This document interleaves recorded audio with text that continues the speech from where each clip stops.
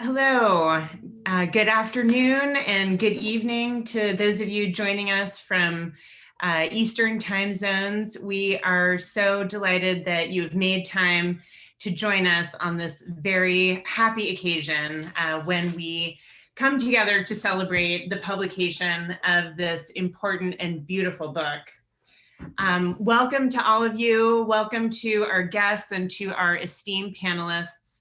I am Victoria Sancho Lobos, the Sarah Rempel and Herbert S. Rempel Class of 23 Director of the Benton Museum of Art at Pomona College. And I'm delighted to be joined this evening by the head of our partner institution. Good evening, everybody. My name is Leslie Ito. I'm the Executive Director of the Armory Center for the Arts. Welcome. Before we continue with tonight's program, we would like to offer the following words of acknowledgement.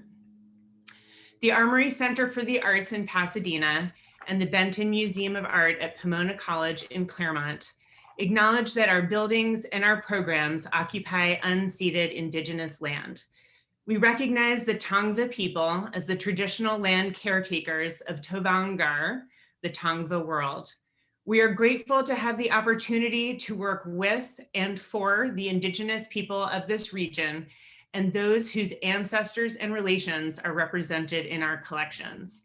We express gratitude for all those who have cared for the land that we call home, and we pay respect to ancestors, elders, and relations, past, present, and emerging. We welcome continued collaboration and guidance as we work to realize the spirit of these words more deeply and more completely. Thank you so much, Victoria.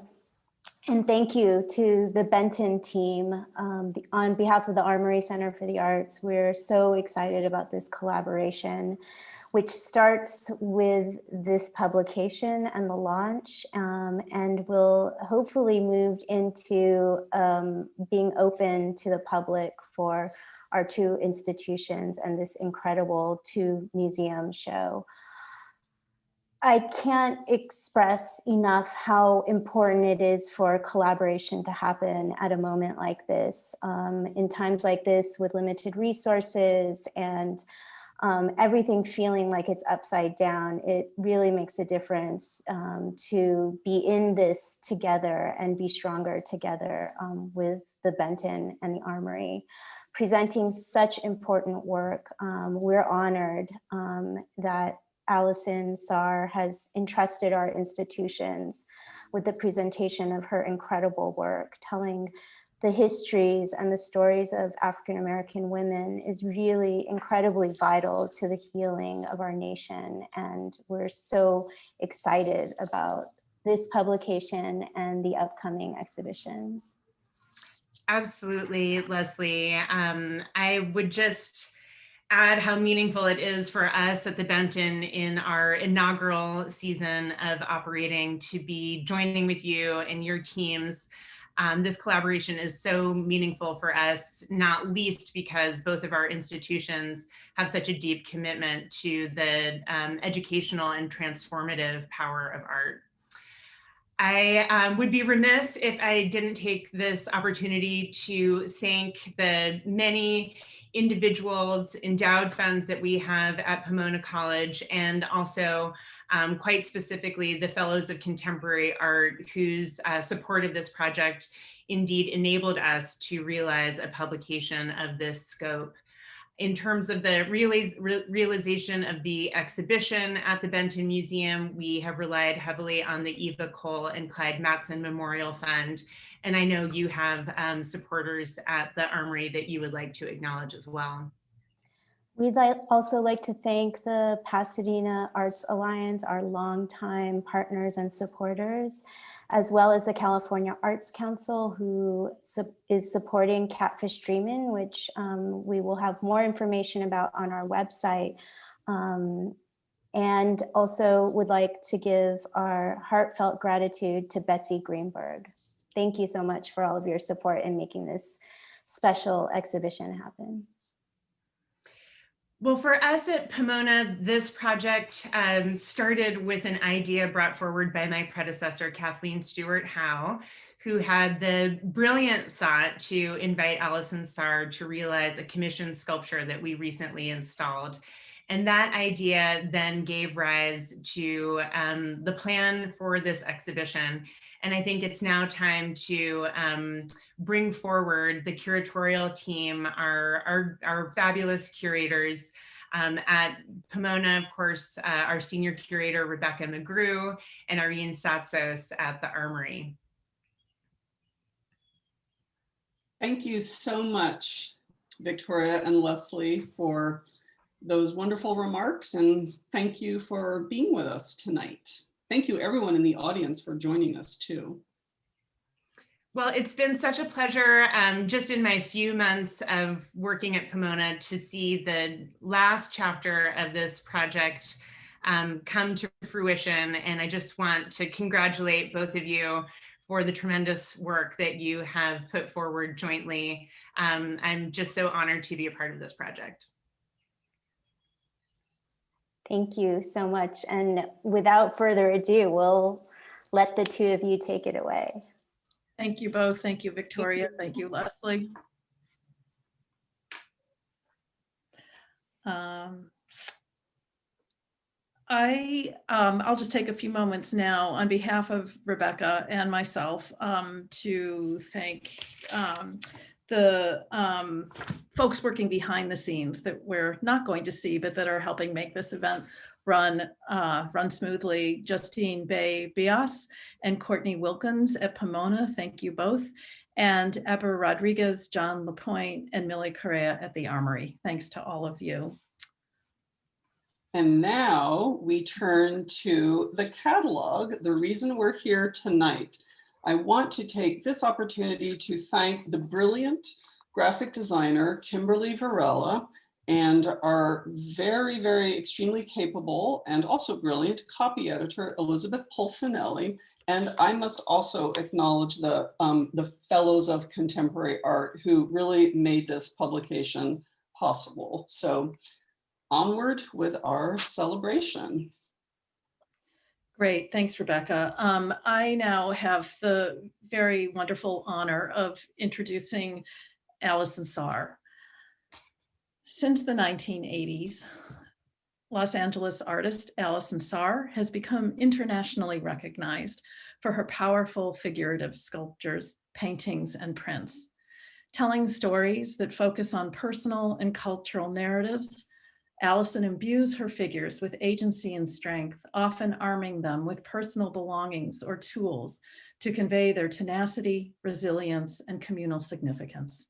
Her provocative and moving work opens up vital conversations about how art can address race, history, and identity, and facilitate understanding and transformation. Saar's sculptures reckon with our fraught past and imagine a different future, creating a powerful force in the present. Allison, please join us.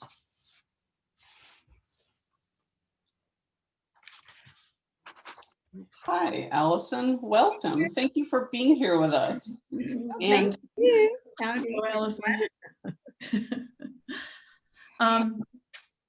This is so exciting. And, you know, I know that we all really wish we could be with all of our 175 participants in person, the hug and kiss and the sign books and whatnot, but I'm really pleased you guys joined us virtually, and we'll try not to make this boring.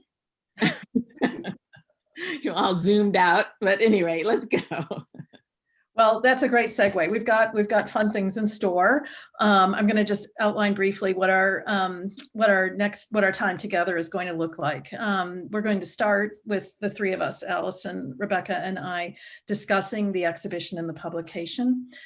That will be followed by a reading by author Christina Sharp of an excerpt from her essay in the publication, along with readings of the 3 poems that are included in the publication. After that, Allison will present an illustrated autobiographical narrative derived from what we actually have in the book. It's a non-traditional answer to the traditional artist biography. And we will conclude with a special ceremony and book blessing. We expect the event to close at 5:30. We won't have time for questions, but we do encourage you and welcome you to use the chat function and response options. We love to see that. And of course, we encourage you to buy the book. So thank you. And with that, oh my gosh, I'm going to just continue to chat. I'll kind of open us up into the conversation. We and run simultaneously, we'll run the run some images from the book itself while Allison and Rebecca and I chat. I'm going to just open up with a couple of comments about the exhibition. It is one exhibition at two venues, one exhibition running simultaneously at two venues. As Leslie mentioned earlier, obviously we all hope that we will be able to get into both venues and with unlimited access as soon as possible. But we're proceeding accordingly with installing the exhibition in both of our venues.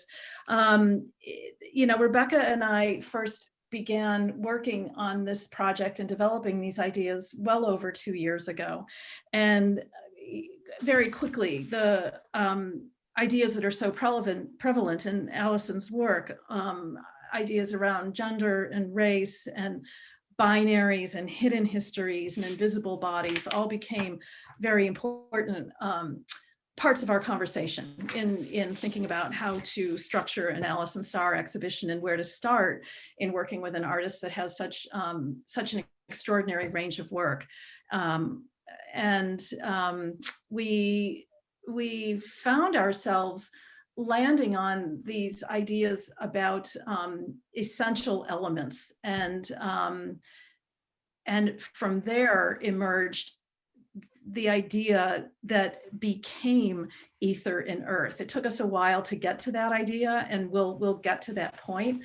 But Allison, I'm just wondering how I want to draw you into a conversation or get some thoughts from you at this point, at this vantage point now, over close to 3 years after we first started talking about this project, how it strikes you at this point to think about the range of work that we've selected, the range of work that's going into this exhibition, how the works are positioned in the two institutions vis-a-vis each other. I'd love to just hear whatever reflections you can share about your perspective on the exhibition at this point. Yeah, well, in some ways, I really wanted to trust, you and Rebecca's ideas, but I think to kind of, I guess again, we were kind of talking about the elements and what's elemental about the work, and that kind of just took us in this direction. And I think that's how we kind of ended up dividing the two exhibitions, was according to the elements that half of the two, I forget which ones are which water and which one's at the Benton? Which what? We had Water. Earth. Oh, Earth and water. Artworks with watery and earthy qualities are at the Benton. At the Benton, yeah. So some more grounded things, and then then ether and and air and fire being at the Armory. So there's this very grounded section of the work, because a lot of the work, I think, touches on images and issues of nature and sort of the body. And so those things feel very much grounded. And then there's other things that are really more in tune with the idea of the spirit and spirits.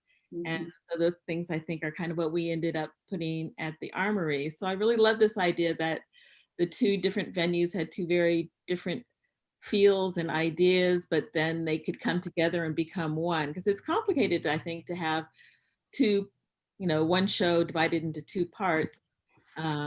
And so this seemed like a really great solution you guys came up with in terms of having that sort of division. And it felt good to me. I know, in the past I've had shows focusing, either on the female body or these other things, but this, I think, feels more encompassing in terms of all those different tiers of what I feel is part of my work. That's great to hear. Thank you. It's nice to get an endorsement. And it makes me, the other thing, and we have one fabulous catalog. So I think I'll shift to that now, and I want to just point out some things about the book. It is Allison's first large-scale monograph. Allison has had numerous other publications and many exhibitions throughout the US, but this book brings together her broader practice and represents the most comprehensive analysis and presentation of her work. And again, it's designed by the award-winning Kimberly Varela of Content Object Los Angeles. Irene touched on this, but I do want to point out that the catalog includes an original commissioned new essay by Christina Schar, and a lengthy introduction by myself, a wonderful conversation between Allison and Irene. And Allison also contributed a new autobiographical narrative, which includes some never before seen images in the book. And some of that might be touched on tonight. And we also have included 3 wonderful new poems by Camille Dungy, Harriet Mullen, and Evie Shockley. And I think some of these people are here with us tonight, and we'll be reading from their catalogs or the poems later. And also I wanted to point out to please look into the chat. We're putting in links if you'd like to purchase the catalog this evening. Now, Allison, I want to ask you a question about sort of our concept of the book and how throughout the planning stages of the catalog, we spoke, and you spoke specifically, Allison, about your love for words and how important words are for you in your work and in your titles. And you had mentioned several years ago that one of the things that has attracted you to poetry was often poets' love of words and how that echoes your love of materials. And I was hoping you could just expand on this notion. Right there on the screen is a poem, Camille's poem. If you could expand on the notion of the parallel interest in process and that mutual love for words and rhythm, and then maybe speak a little bit about your many collaborations with poets and writers over the years. Yeah, well, I began collaborating with poet Erica Hunt way back when I lived in New York City. And that was just a really rich experience. And then when I moved to Los Angeles, I was introduced to Harriet Mullins. And so we've kind of done a couple of things back and forth. I just really love that I think the way an artist's mind and a poet's mind work are very similar in terms of kind of pulling these kind of some often disparate images and ideas and putting them together, and they're kind of, taking you by the hand and leading you into or out of the darkness. I'm not really sure, but this sort of leading you into things to discover and connect. And, I don't know if any one poem is ever read the same way by any one person. I think that can be said true of art as well. And I think also because I use a lot of found objects and materials, that it feels almost the way I think writers in general work with words, and that, they've kind of, these things, words have history the way objects have histories, and you can kind of play off of those histories and different meanings. And then there's also the rhythm, I would say, feels similar to textures maybe. And so I think there's just these rich sort of ways these arts kind of can combine and weave together. So I was really excited. And I also, wanted the book not to basically dictate how to read or see the work. And so I thought inviting Christina and Camille and Evie and Harriet to be contributors of their beautiful works, essays and poems, that it also gave the viewer sort of freedom to see how they can see the work through their experience as well, and they can read it their own way as well. And so I think that really is freeing, because I think sometimes, you get catalogs and they have their essays and they're very didactic and they're telling you this is what this piece is about and this is what this piece is about. And I just love that reading all of these wonderful writers' works, I've kind of, it's expanded my ideas about my own work. So I think it's really exciting when that can happen. Thank you, Allison. you know, that makes me think about the story of coming up with our title, right? And how we probably spent months mulling over options. And Irene and I kept suggesting, what about this idea? Or what about that? And then finally, you know, Allison was always so generous and polite with our ideas, right? But none of them were quite right. And then finally, I don't know, remember, I think it was in an email, Allison, that you sent us, what about this idea? And we were like, okay, that's it, right? That was great. Our titles kept getting longer and longer, I remember. And then Allison, you came back with this super succinct, Yes, and you know, great, I was like, captures it. what? And I also like that, you know, you can rearrange the letters. Well, not, yeah, they are. You can rearrange them to write the same thing, right? Mm-hmm. Almost. EAT. Anyway, that's Earth. complicated Yes. right now, but they're kind of anagrams in a weird sort of way of each other. And I love that they kind of reflect and be about maybe very opposite things, but still very connected. And I'm always really interested in that sort of space between the spirit world and the real world, and you know, the sky and earth and all that. So it really kind of felt like it was talked about the here and now, the place that we are now between those two places. So. Mm-hmm. Oh, that's beautiful. Perfect. Before we move on, I'd like to just take a couple of moments to share with all of you some of the related programs that we have coming up or that we're developing. There will be a poetry reading organized by Pomona College English Department on November 12th with appearances by poets Camille Dungy and Evie Shockley. The Armory is working on an iteration of a project of Allison's that Leslie mentioned earlier called Catfish Dreamin', a project that Allison originally did in real life in the early 1990s, and that we are working on interpreting in a digital format. And it's an interesting challenge working with a portable, interactive, community-based sculpture and turning it into something that retains those characteristics in a 21st century iteration. And we have also begun discussing the possibility of a cross-sector day-long event that will explore inspired by Allison's work, that will explore themes of trauma and healing. And that's something that we're looking forward to realizing in the spring of 2021.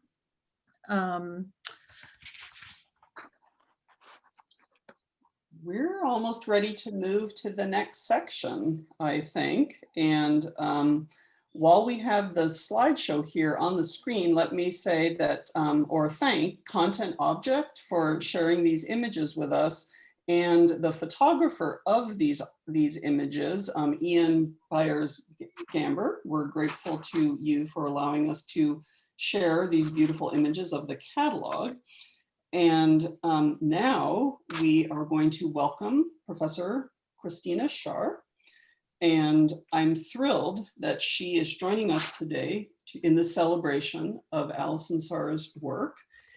And another early influence for us when we were working on conceiving of the catalog content was her book, In the Wake, on Blackness and Being. Allison and Irene and I read it, and it really felt resonant and timely. And we then thought and hoped and wished and eventually invited Dr. Christina Sharp to see if she would be willing to write an essay for the book. And she enthusiastically responded almost immediately, yes. And she noted what a big fan she is of Allison's work. So we're just thrilled that she's here with us in this celebration. She is a professor at York University in the Department of Humanities. She's also the author of Monstrous Intimacies, Making Post-Slavery Subjects from 2010. She's currently working on 2 monographs, Black Still Life and Ordinary Notes, which will be published in spring 2022. Now I welcome Dr. Sharp, who is going to read an excerpt from the essay in our catalog called Allison Saar, Alchemist. The Hand is in the Making of Textures. Thank you so much, Christina. Thank you all. And I just have to repeat that you sent me the email, and I think it was like 30 seconds later that I replied with a yes. So it's really a pleasure. 1, material. Charcoal, chalk, acrylic, seed sacks, linens, ceiling tin, nails, cotton, wire, wood, copper, dirt, antler sheds, wild roots, sugar sacks, glass, water, quilts, handkerchiefs, washboards, pails, trunks, water, driftwood, branches, bronze, tar. Alison Saar is a theorist of material. Material is her praxis, by which I mean Saar is interested in idea and material, curious about chalk, charcoal, tin, sugar sacks, seed sacks, washboards, cotton, and bronze.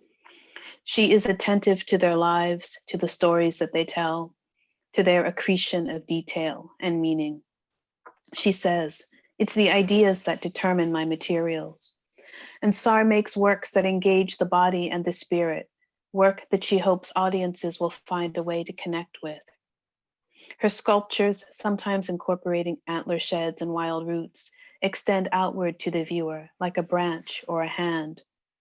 Saar says, I wanted to make art that told a story that would engage people. I wanted them to be moved by my work, whether it was specifically what my intentions were or not did not matter. I wanted them to be drawn in and affected by my sculpture. I've long been an admirer of Saar since I first saw images of her work in a graduate seminar that I took taught by the poet, scholar, and sometimes Saar collaborator, Harriet Mullen. And then I saw her sculptures in person at the Phyllis Kind Gallery in Soho, New York, sometime in the mid to late 1990s. This phrase, in person, is fully meant because Saar's works take on an uncanny corporeality. Her figures are present as beings, as gods perhaps, but most certainly as presences. As I entered the gallery, I was arrested by the figure that greeted me just inside the door. That figure was a woman, and I believe the sculpture was Strange Fruit. The sculptures of a woman who has perhaps been lynched. As the figure was installed, she was hanging upside down, tied at the ankles and suspended by a long rope. In my memory, one could pull that rope and thus cause the hanging woman to be momentarily lifted into the air. That act, whether it was shadow, by which I mean existing only in my memory, or real, implicates the viewer. I think here of Saidiya Hartman's essay, Venus in Two Acts. Of that Venus, Hartman writes, quote, we stumble upon her in exorbitant circumstances that yield no picture of the everyday life, no pathway to her thoughts, no glimpse of the vulnerability of her face, or of what looking at such a face might demand. When we stumble upon Saar's Venus, we either arrive after the event of the possible hanging and murder, or in media res. Who pulls that rope? Who doesn't?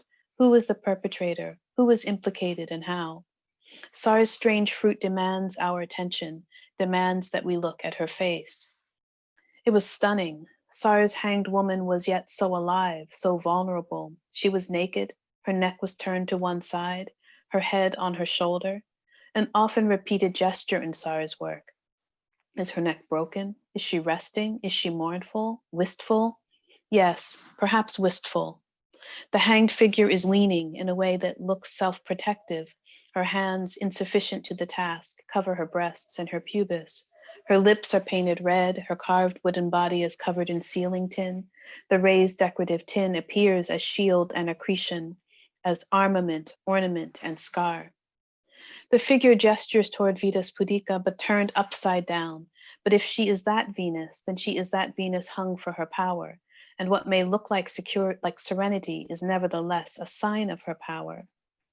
And then there was Hoe, a smaller sculpture of a figure of a woman built up from a rusted hoe.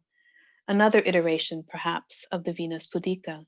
This woman is right side up. Her lips are also red. She too is naked, and she seems less to be covering herself from the prying gaze than pleasing herself.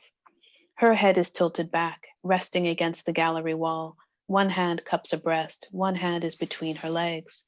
This Venus seems caught in pleasure and not in the aftermath of attack. A hoe is an instrument of seemingly familiar use, but it is also, as this sculpture would show us, recondite. The blade that her feet subside into or grow out of is an implement and a weapon, a good and useful implement and weapon, a tool for digging the earth, for growing the earth, for awakening the earth, but also perhaps for self-defense and a refusal of misnaming. These figures are powerfully evocative, painful, and beautiful, and they visually and physically reference histories of race, sex, violence, and of what one understands pleasure to be, and where one understands violence and pleasure to land. I think that together these sculptures get at the varied and multiple conditions of Black women's lives, which is a recurrent theme in SAR's great and complicated project. To sit with SAR's work is to sit with its weight and force and beauty, its presence. It is to sit in a space-time somewhere between or among idea, substance, experience, and the haptic that SAR describes as the need to experience everything through her hands. Her copper, sugar sacks, glass nails, washboards, wool, and wild roots are the means by which she experiences and then makes worlds. And then through her, we experience the world. SAR speaks often about using found and salvaged objects in her work, as in vintage fabrics collected from the flea market. And she thinks about holding the found object's history, its memory of life and its wisdom. There is, she tells us, a spirit in certain materials. SAR works from this long history and present in the United States of anti-Black violence, but SAR does not lodge us in violence and leave us there. SAR salvages these materials, saves and salves them, holds ideas, matter, and life in her hands, and translates them to us, her audience. She works in tactility, in feeling, and in mass. That's it.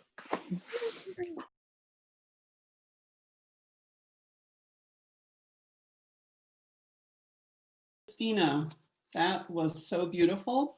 And I feel like I've read your essay many times, but reading it again or hearing you read it was just beautiful. Thank you. Thank you. Thank you so much. It was a pleasure to write.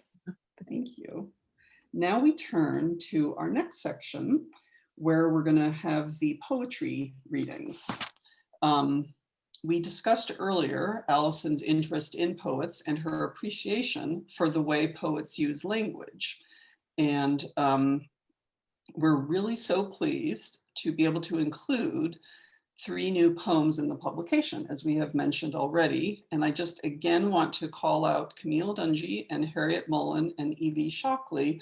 And I want to thank them for giving permission for us to have our wonderful group of readers tonight read their poems.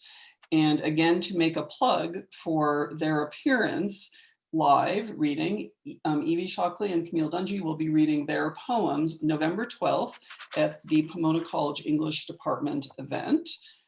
Now I am very pleased to welcome our first reader, Pomona College President, Gabrielle Starr. It's an honor to have her join us to read Evie Shockley's poem, Perched. In addition to being our leader at Pomona, President Starr is a literary scholar known for her work on 18th century British literature and her groundbreaking work on the neuroscience of aesthetics. After receiving her bachelor's and master's degree from Emory University, she went on to earn a doctorate in English literature from Harvard. She received a postdoc fellowship to Caltech, where she combined the research techniques of cognitive neuroscience with humanist inquiry to explore the underpinnings of aesthetic experience. This led to her most recent publication, Feeling Beauty, the Neuroscience of Aesthetic Experience, from MIT Press. President Starr is a national voice on access to college for students of all backgrounds, the future of higher education, women in leadership, and the importance of the arts. Her writing has appeared in the New York Times, the Chronicle of Higher Education, the Washington Post, the Financial Times, and many others. It is my pleasure to welcome her to our celebration of Allison Sarr in poetry and for her reading of Evie Shockley's Perched. Evie Shockley. I am black, comely, a girl on the cusp of desire. My dangling toes take the rest of my body refuses. Spine upright, my pose proposes anticipation.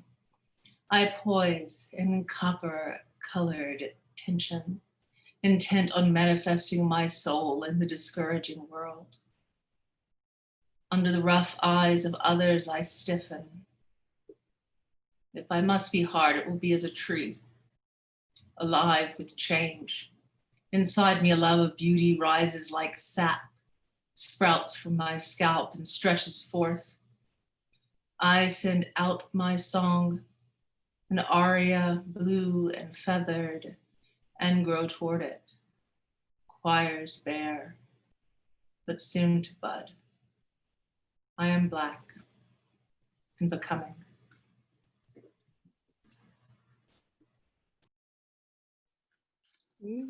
Debbie, thank you. That was so beautiful. I'm grateful you could join us. Oh, now I turn to welcoming Eva Molina, who is our next reader. Eva Molina is a Pomona College English major with an art practice that combines performative art, visual poetry, and art. Her style has been evolving towards a more expressive avant-garde style that exudes life, inspired by her professor, Pragita Sharma, and Kazu Ono, a Japanese dancer and guru. In the future, Molina hopes to publish poetry that incorporates her visual art practice and poetry, and she would like to obtain an MFA. Eva will read Camille Dungy's poem, Show Us What You're Made Of. Welcome, Eva, and thank you so much. As a beginning, I bore another beginning inside. You know this. Even daddy long legs must also sometimes be mothers. More than once, I have delivered something that was nothing, like a human child. I've nursed history. I am built for this, of muscle, circumstance, and bone.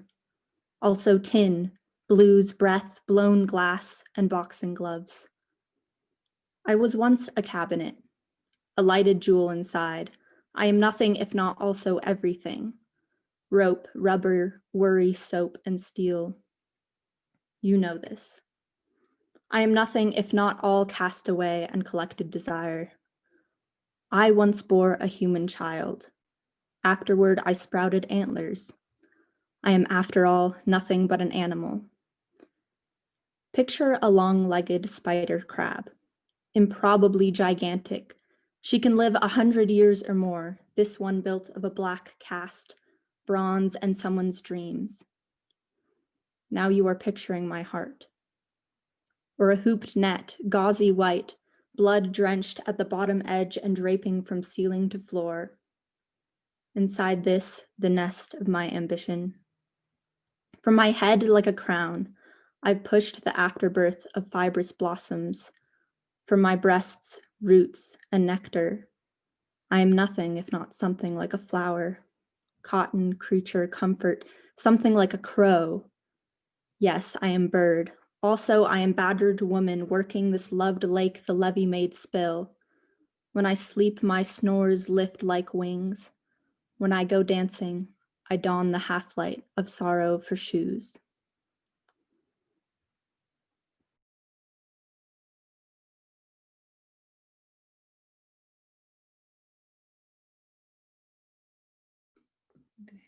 Eva, thank you very much. That was lovely.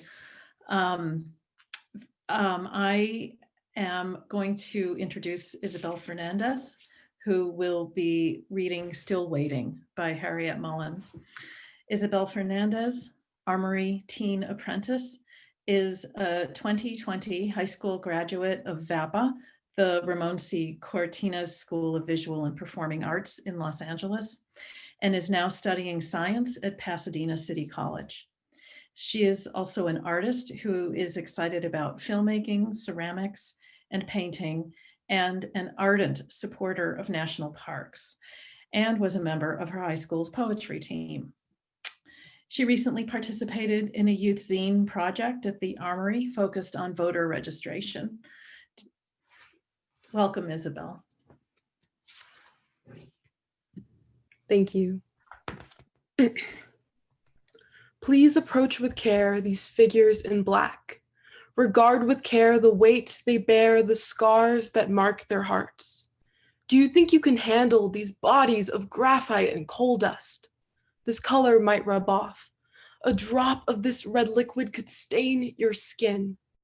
This black powder could blow you sky high. No ordinary pigments blacken our blues. Would you mop the floor with this bucket of blood? Would you rinse your soiled laundry in this basin of tears? Would you suckle hot milk from this cracked vessel? Would you be baptized in this fountain of funky sweat? Please approach with care. These bodies still waiting to be touched. We invite you to come closer. We permit you to touch and be touched. We hope you will engage with care. Thank you. That was incredible. Thank you so much, Isabel. What a pleasure to hear these poems read by all of you. Thank you so much. Let's see. Allison is going to join, and we are going to move into our our next section. Hey, Allison. Before we jump into that, I want to thank everyone for such beautiful readings. I mean, they're just, I just feel so humbled by the writers and our participants, Gabby, Isabel, and Eva, just really great. And anyway, thanks so much. And I just realized I know Isabel, so hi from VAPA. So it's so great to see you again. Okay, let's go. That's a great coincidence. We didn't know that. I'm really happy to hear that. Yeah, that was really very moving. So let's see. Allison, I referenced earlier briefly the way we handled the biographical section of this book, and I don't remember how this idea emerged. I mean, there's such an interweaving of ideas and conversations and all of this that has unfolded over these past few years of planning. But the section of the book that has your autobiography is an autobiography, and it's illustrated, and it has pictures from your early childhood. And when we were contemplating this event now, it seemed so fitting to ask you to narrate some of those pictures for us. Give us a story, more of a story that beyond what the pictures themselves tell. So I'm really excited to hear this. I'm really excited that we were able to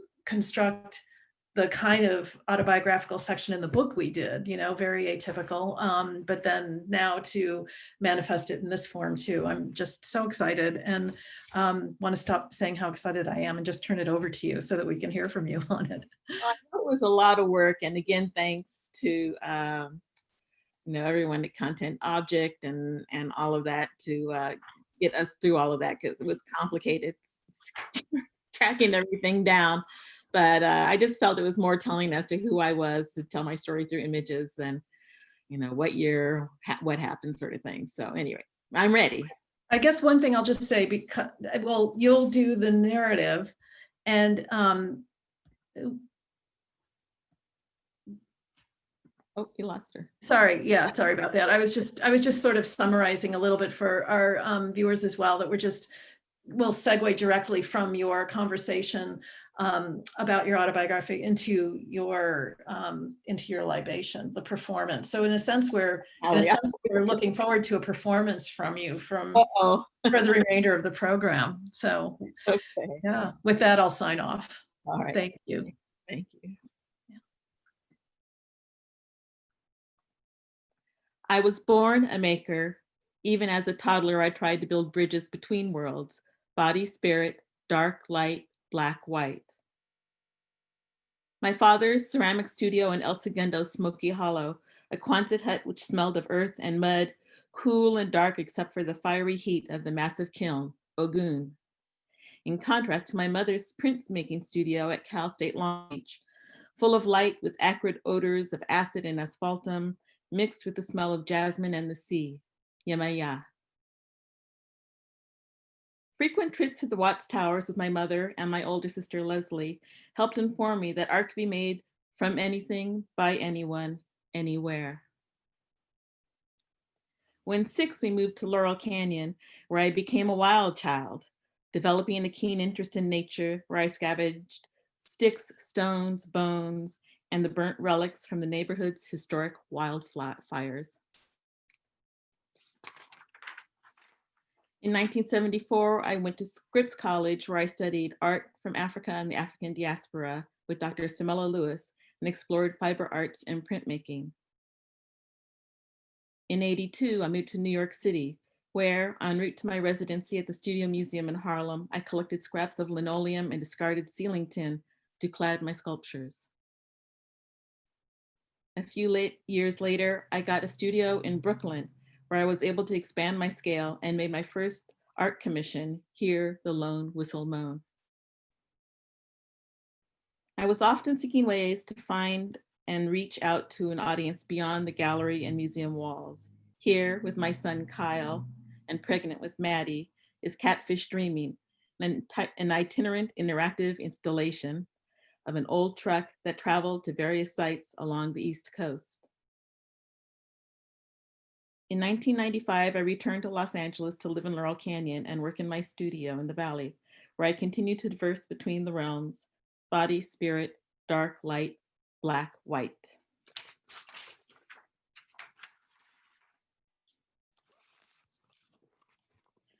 So, and back.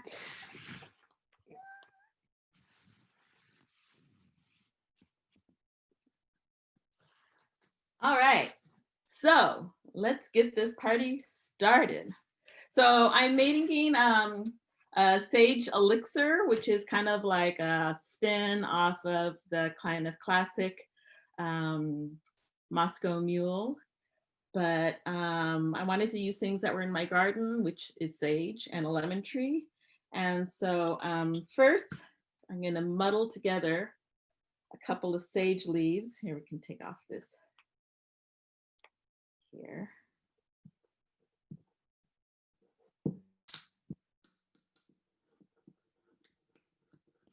Getting bruised up, and I'm gonna add in, I grated some fresh ginger. So instead of using ginger ale, which I think is a little too cloyingly sweet, I grated some fresh ginger. I can use, that was 2 rather heaping teaspoons. I can grind that in a little bit. And then I'm gonna add a couple of teaspoons. I'm gonna be slow. Well, I'm just gonna do 1 of honey because we don't need too much of that. But those of you with the sweet tooth, feel free. All good and sticky.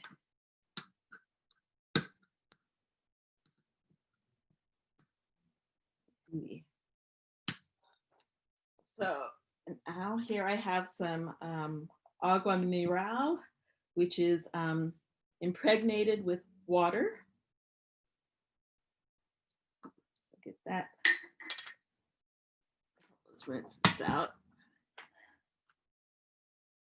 Maybe doing this in a different order.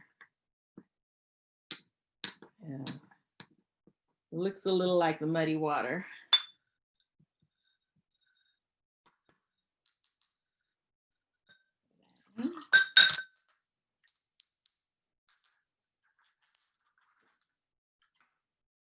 And we're going to take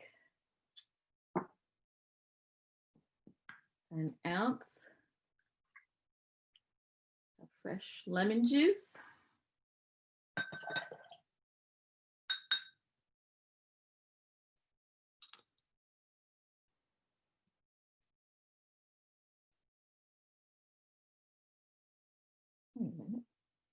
Okay, so then we're going to add more water, about 6 ounces. So at this point, for those of you who wish to abstain, you can just throw some ice at it and drink it like that. But I'm going to press on for those of us who want to throw some mezcal in. I just like a really super smoky brand. So we do 1 ounce of that, or a little more. And then maybe about 3 drops of bitters.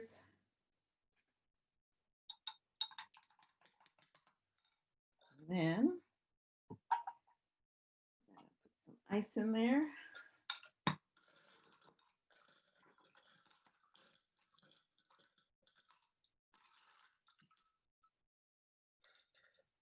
And I really like to drink these out of chilled copper glasses. So that's all ready to go. And before we make a toast for everyone, I am going to make an offering to invite some of our spirit guests. Ogun, Elegua, some cowrie shells. We'll give him a shot as well.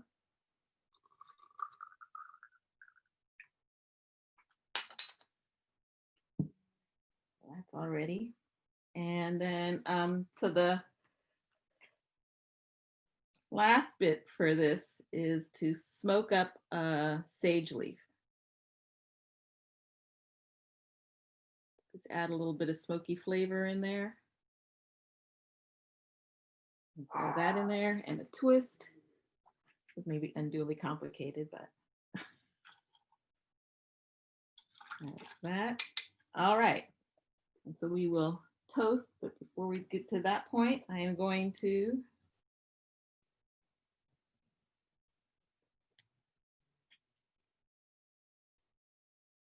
get some cedar and sage smoking and bring our book in. Woo! Kelly was like worried I'd set the place on fire.